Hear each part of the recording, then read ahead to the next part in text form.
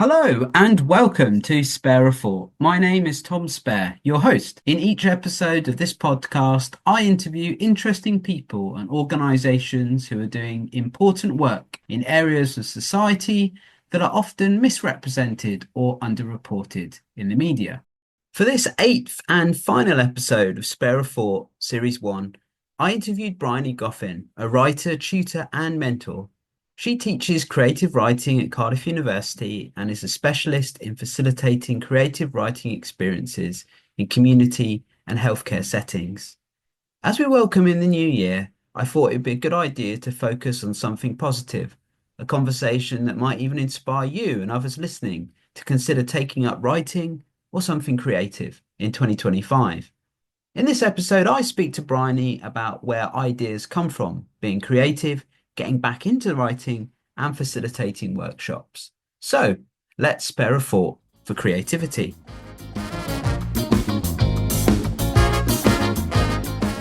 Briony Goffin, creative writing tutor and facilitator, based in Cardiff in South Wales.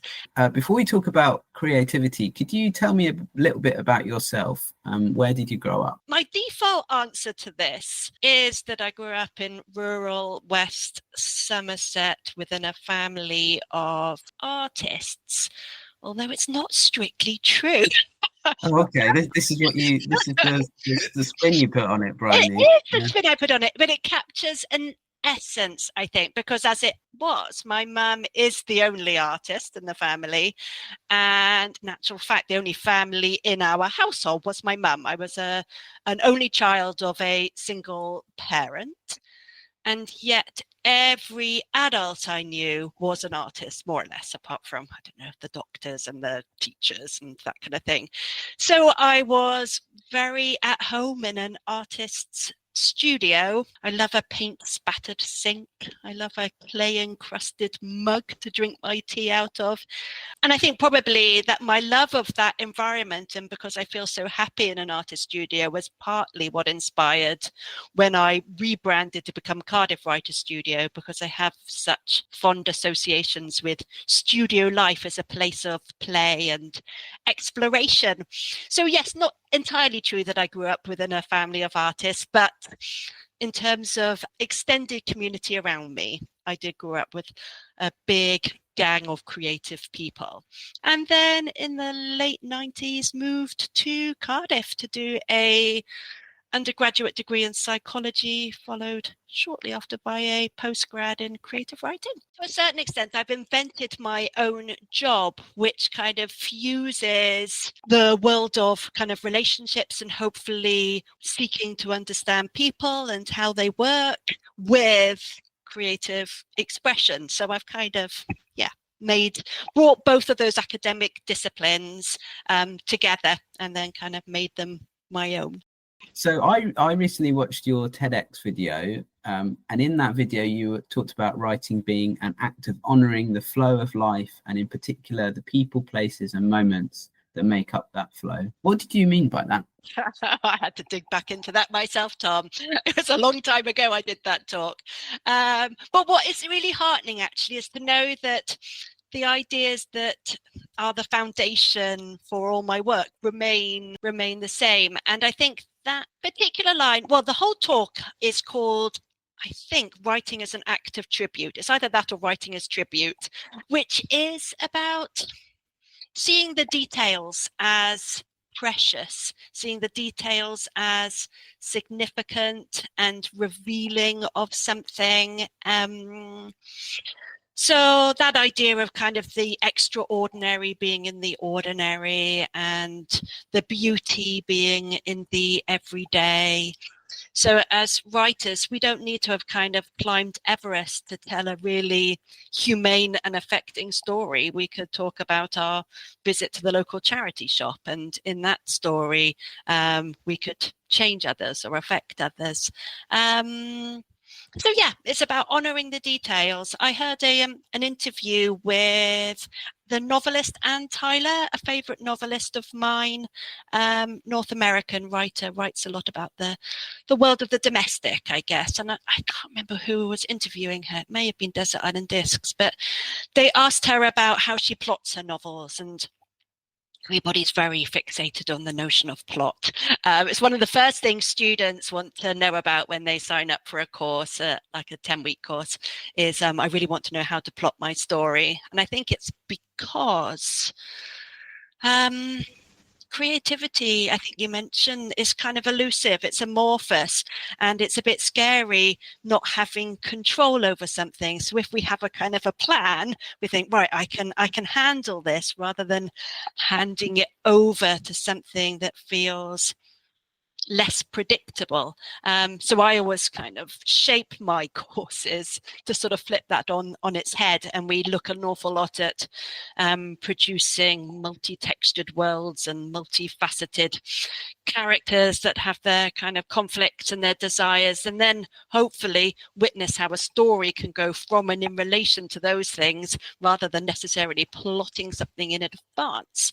So yeah, Anne Tyler, her answer to the question was time. And I loved that. Just that single word was how she plots. And by that, I understand she meant that we are affected by our encounters, our experiences, and we change along the way. And it's nothing more complicated. There's no kind of trickery in that. It's just how we grow older day by day by day, and the insights and the challenges of that. And so I think that kind of relates a little bit to what I was referring to in terms of the flow of life. But I hope it is liberating for folk who come to my classes, that it's about the details, the micro, rather than necessarily having to have the big macro. So I'm using hand gestures, and I know for macro, and I know that won't get recorded.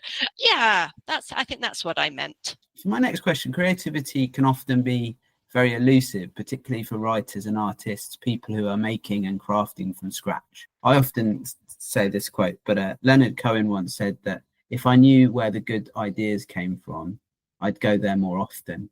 Where do you go to get your ideas from? I think it's about being alert and present enough to notice when something is snagging my attention.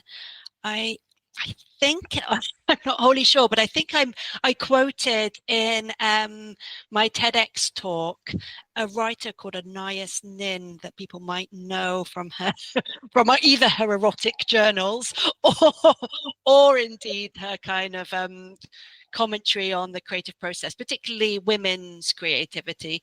And she says something like, write the significant moment, because it will always have roots into the past and branches into the future.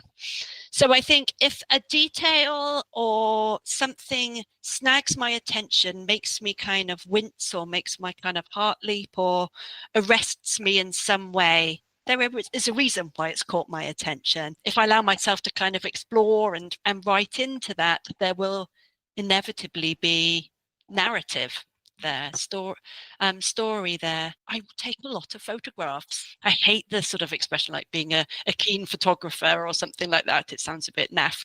But I've been taking photos since I was a child, and I think that has really helped sensitize me to the moment as well, sensitize me to being able to see, to frame something, to notice the different ingredients that make up a particular moment and make it kind of interesting, that it's kind of got some kind of contrast or something that is causing friction or working up against something. I think also it's maybe worth mentioning too that it's not just about where we get the ideas, but how we find the courage to express them, because lots of us might have the ideas, but then it's the challenge then about how we channel those onto the page as writers. And I can't remember if we were being recorded or not, but we were talking earlier about how we develop as artists, in inverted commas, as we get older.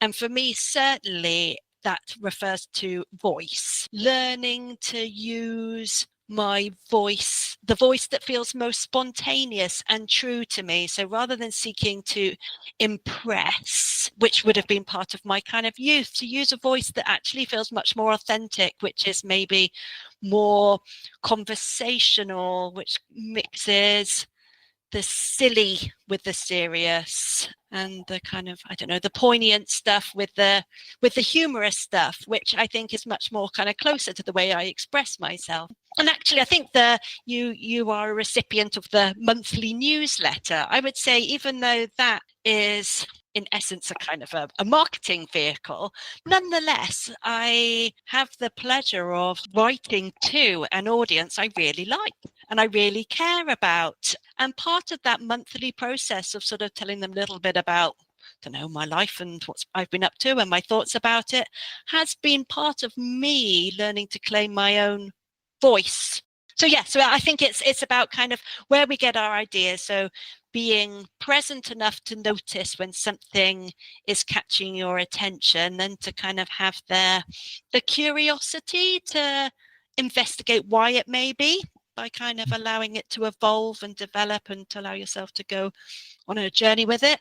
And then, yeah, voice, allowing you then to find a way to tell it in as truthful a, meaningful a way as possible.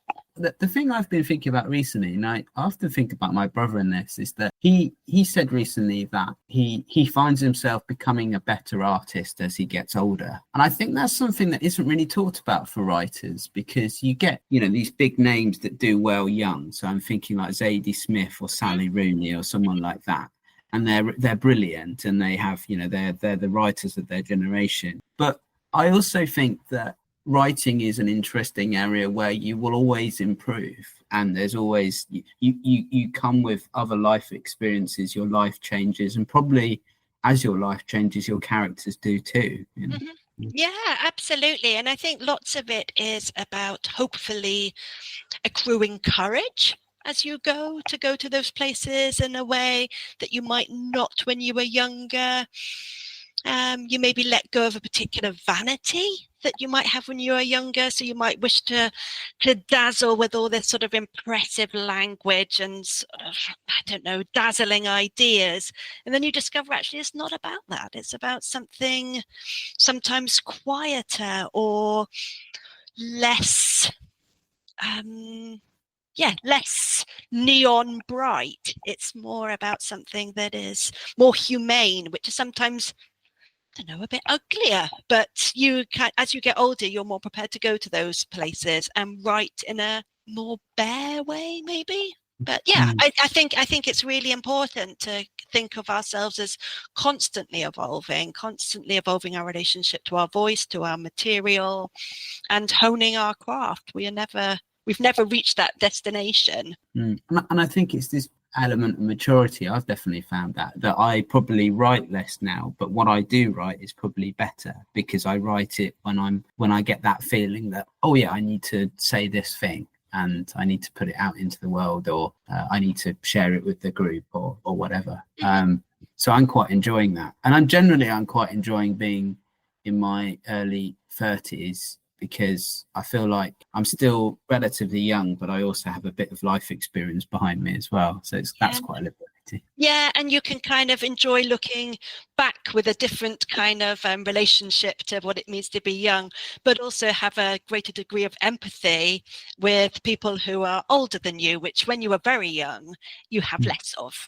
8 years ago, I sent you an email, and I'll just read this. Dear Briony, I live in Cardiff and I'm interested in joining the creative writing classes at Chapter. Could you provide me with more details, please? Is there a sign-up taster session I can take part in? So 8 years later, I'm a veteran of your creative writing sessions. Not the longest serving member, but I'm sort of gone up into the upper tier now at Chapter Art Centre in Cardiff.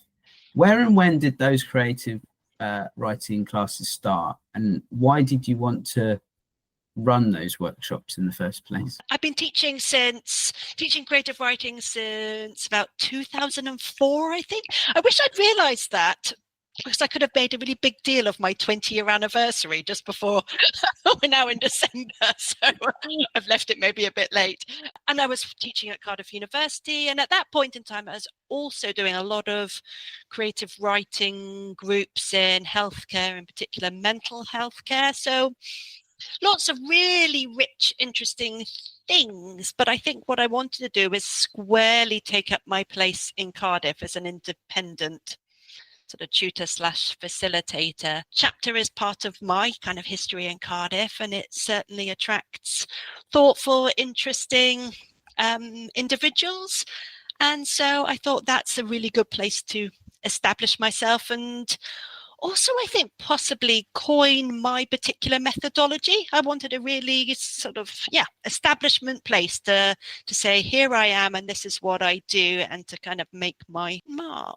And dare I say also the Sunday writing sessions, we are so lucky to have people who are in their 80s in that space and people who are 18 in that space to share their stories inspired by the same prompt, bringing their own stuff to the page.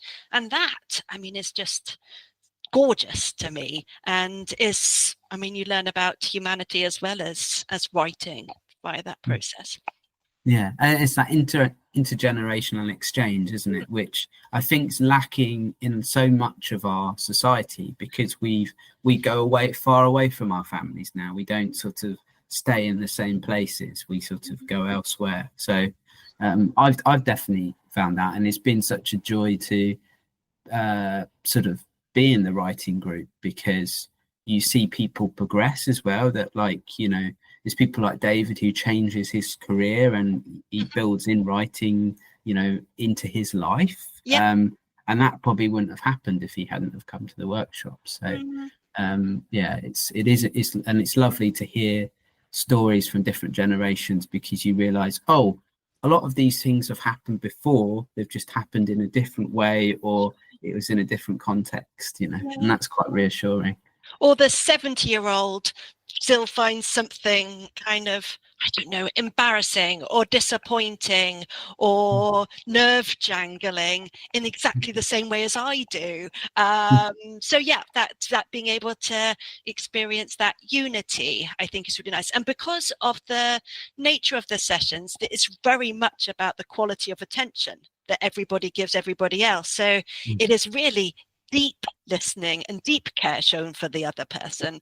Whereas again, where in the world do we get that so much nowadays? We're either listening and doing something else at the same time, or we listen in fragments to something. Can you tell us a little bit about Chapter itself, so people that aren't familiar with it? Because I met lots of people while I was studying who hadn't heard of Chapter, and I'm always quite excited when I can tell people about it. I knew about Chapter before I even moved to Cardiff. So I had several adult artist friends who had lived in Cardiff in the past and had said, oh, Chapter's great. So even in the 90s, I was coming to Cardiff knowing that Chapter was a special place. So yes, it's an art centre with a gallery, a theatre, a series of cinemas. Why I love it is it's full of freelancers sitting there with their laptops and their notebooks, but it's been a really lovely place for me to go over the years by myself, which feels a very safe place to sit with a pile of work and a soup without feeling that I'm taking up anybody's space necessarily. It has that really permissive atmosphere, and I love the energy of being surrounded by other similar people. It was a school before, right? Before it was Chapter. Yeah. So it's still got that vibe upstairs. You can I love it. Still got the big flaky painty radiators. Solid primary school. I don't actually know. I don't think it was a primary school. I think it was Canton High School possibly. But yes, I love all those original details that make it feel kind of schooly. The tiles and the big radiators and the old-fashioned windows. Yeah, my friend Sinead used to do her ballet classes there, and I know from time to time we've come out of sessions, and then also all these little ballerinas lined up ready to go into class, which is always very cute. And then she then has taken her sisters. You know, she's got got a range of sisters at different ages. Yeah, she's taken them to ballet. So I think there's this sort of, again, it's a very intergenerational space, isn't it? Intergenerational, and I would add to that also.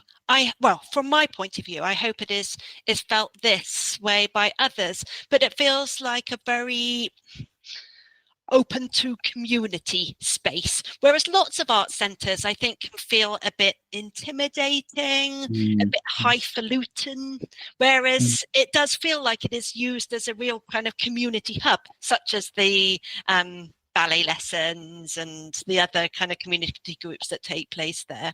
So I think, compared to the other art centres that I know and have kind of grown up around, it does feel like it has that accessibility that is also adds to my fondness, I think, of it. You facilitate the writing workshops. You teach at Cardiff University and run Cardiff Writer Studio. Could you tell me a little bit about your approach to facilitating writing sessions? Because one of the reasons why I wanted to talk to you is that we hear a lot about writers and their struggle and, you know, where they got to and who inspired them and whatnot.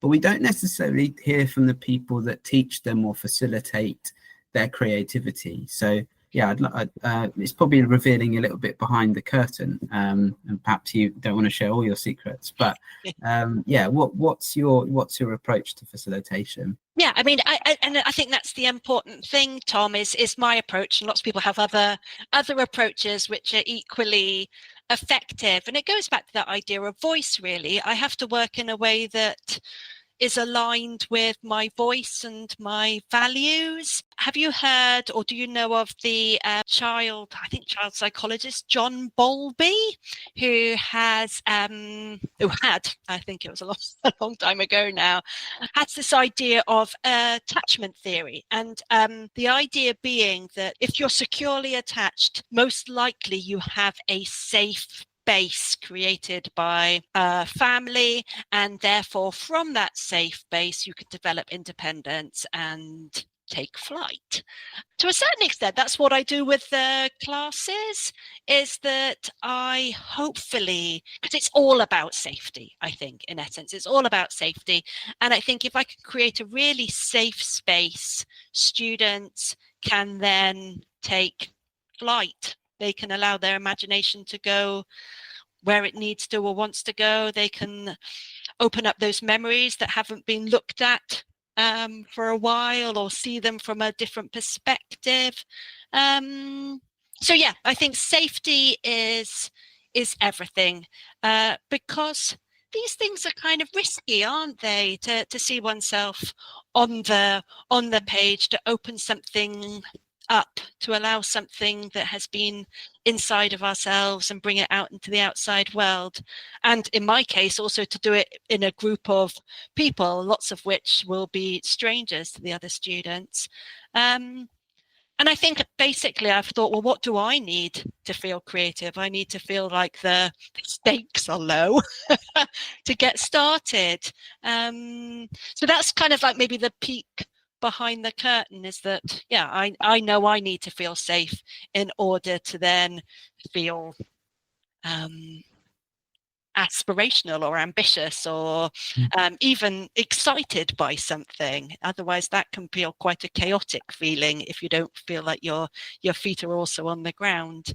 The bit that you will be very aware of is that I'm very clear every session to establish the ground rules, whether people have been to a session or not. And those are essentially that the environment has nothing whatsoever to do with criticism or judgment, and that it is my belief that it is impossible to place a value judgment on writing that is still raw and not yet been shaped or polished, that we treat everything as fiction. So if I use an example, if a student had referred to their father or a father in our conversation and feedback, we refer to the father character, and if the writer has used the first person, so I, we refer to the narrator in the piece, and that just means that all our conversations remain about the writing and not about people's lives and experiences or or their backstory. And so that just means that it very clearly establishes this as a creative writing experience and nothing else. And then finally, I remind everybody that to have a degree of privacy around us as well, in order to produce work of depth and value. We often have to go to some tender places as writers, so we need to know that we are being respected and taken care of in that space, and that there won't be chit chat following the session. So all those sort of conditions are in place, with the understanding that the safer the writer feels, the more able they are to write their truth, whatever truth means to them. And I'm always very keen to say at the beginning, as you will know well, Tom, you'll be able to quote back my spiel to me, I'm sure, but that we treat every exercise as simply an opening up opportunity at that moment. So an opening up in relation to the subject matter, and an opening up in relation to who we are as a writer in that moment, again without judgment, just with curiosity, with a sense of, oh, this is where we are at. And then with a really big emphasis on beginnings. We are there to amass lots of fresh writing material, whether it is entirely kind of beginning something new or pushing forward an established project. So there's no pressure to have anything polished or complete. It is simply, it should feel like it's all about possibility. Yeah, so safety, first and foremost, establishing those rules so that everybody knows exactly what they are. They do get tweaked every now and again. When I hear what people have said have been particularly useful, I want everyone to feel as kind of safe, obviously, as possible. So they do evolve, and I kind of take things off and add things to help those individuals. So yeah, I think that's what I think is most important, is safety and keeping the stakes low, and then that writer can rocket up into the sky if they wish, or are able to at that moment. Because it gives people permission to write rather than to get in their heads about what's a perfect piece of writing. And I've learned a lot from you and your sessions about just letting go and just seeing what happens. And if I have a good day, I have a good day. If it's not necessarily what I feel is a good piece, but then someone will pick up on, because probably to explain as well, is that we do, you set the prompts, we write, we have a break, and then we come back and read aloud. And that can be very scary, but I've just come to really enjoy it. I generally, I try and sit in the middle these days, because then I can listen, do my bit, and then listen again. Because it's a lot of energy taking in everyone's work, and trying to contribute and be an active listener, which I think's benefited me in doing these interviews. Actually, it's probably doing all those sessions of listening to other people's work. I often wish that I could do some kind of brain scan during the times that we're listening, because I'm sure beautiful things are taking place in our brains as we listen to one another and pull together those comments and spot themes and patterns and things that are happening. I'm sure we are staving off all kinds of things as we listen. It's a shame I forgot to kind of do those initial brain scans now, and then in 30 years time to prove it. But yeah, I got a feeling it must be really good for our brain's biology, as well as our well-being and our creativity. I'm envious of new people who come to workshops. There's nothing quite like joining a workshop for the very first time. There's something quite pure about it, something exciting. What advice would you give to new writers or people who haven't written creatively for a long time? Where's the best place to start? Well, again, yes, certainly advice. Everybody, I'm very clear in all my teaching. So whether, I referred to plot earlier, and people sort of say, oh, should I plot first, or should I just start writing and see where it takes me? And I'm very keen that everybody discovers what works for them, that there isn't a right or wrong way. So whatever works for them and keeps them feeling or it enables them to feel productive and excited by what's coming out. That's what's the best way.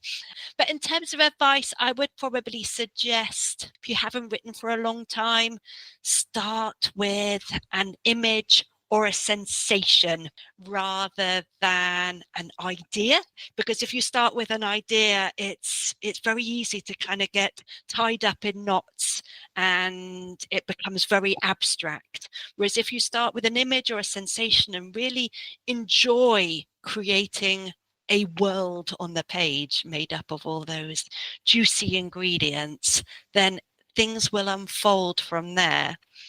I would also suggest not worrying too much about, which I know sounds like a paradox given what I do, but not worrying too much about the language. Tell the story, the language. You can kind of tweak and shift all of that afterwards, but just allow the story and the world and the people to take precedence, and everything else will follow.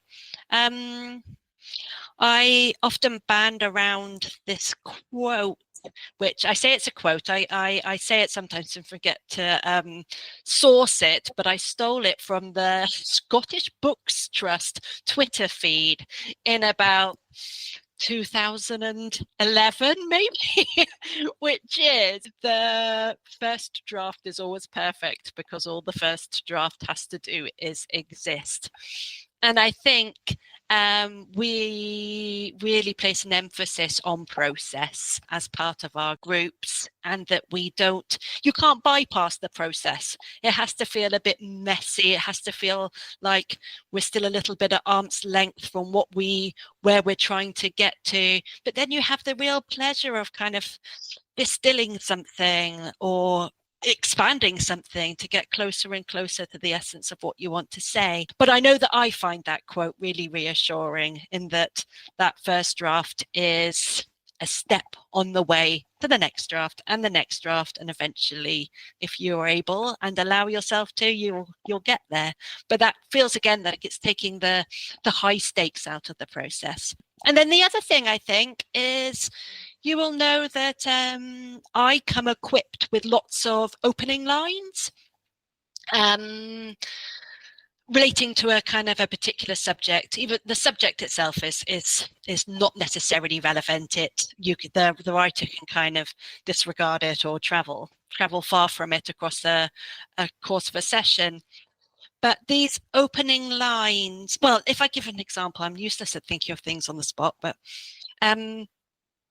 let's say the subject is windows, and so I might provide a series of opening lines that relate to windows. So such as, she stood in front of the window, he knocked on the window, the curtains were still open, there was a crack in the window pane. And then the students are invited to pick one or several of those openers and see where it carries them off to. And the idea of that opening line is it takes away the stage fright. It takes away that idea of the blank page being so intimidating that you don't quite know where to get started. So I see it a little bit like a kind of a ramp. And so if I kind of help by kind of pushing a student up a ramp, and then they can freewheel down the other side with their own stuff. But already what it does is, I guess, align the writing hand with the mind by just simply starting to copy that line out, and then they can then follow with their own material. So that also helps, I think, those who haven't ever written before or haven't written in a long time, by taking out the fear of that big white page. If our listeners are interested in attending a workshop and a class, I will say as well that you obviously have the chapter sessions, but also online as well, and then you do different types of classes and exercises as well. Is there any other elements of what you do that you want to talk about as well, because you've got as part of Cardiff Writers Workshop? I'm very lucky to spend my Fridays with a remarkable group of people, several of which you know, which is called Friday Writers Club, which are people with established projects who submit their writing a week in advance of every session, and then they get a whole hour of feedback just on the work that they have submitted, with a view to helping them develop it into the strongest piece of writing it can be. So that is Friday Writers Club. I do, as much as possible, though we haven't had one for a long time, I do a Saturday retreat, which is a long workshop where we can do more than one exercise and go more deeply into it. Yeah, I think that's the main body of Cardiff Writers Studio. And as you said, it's important to acknowledge the Zoom sessions, because we spoke a lot about chapter, but the Zoom sessions, as with so many people, were established during the pandemic. And I'm very quick to defend Zoom. Lots of people, I understandably have got a little bit weary of things online, but it has allowed people to access these workshops who otherwise would never access them, whether it's geographically or for other reasons. And they are really intimate. I think there's something really special about them, in so much as we're all coming from our own homes. But also, I mean, lots of the people who are regulars and have been coming for years, I've never met in person, and yet I feel so close to as a consequence of listening to their stories week by week. And we don't know necessarily if people are kind of married or what they do for their jobs or whether they've got kids or not. Their writing is all in that moment. And so it's an extraordinary kind of closeness you can feel, even if it's in rather artificial kind of circumstances. Thank you, Briony. Thanks for taking part. Pleasure. Thank you, Tom. Thank you for listening to Spare a Thought. That's it for episodes for now. I'll be back in the spring to bring you more insightful conversations. My thanks to Briony for coming onto the show. The title track for this show is Young Shall Grow. Credit and thanks to Afro Cluster, Magugu and Asha Jane. The show was researched, written and edited by myself, Tom Spare, with additional editing and production by Lily Mott. This has been a Be the Change Media Network production. Thanks for listening. Whether you like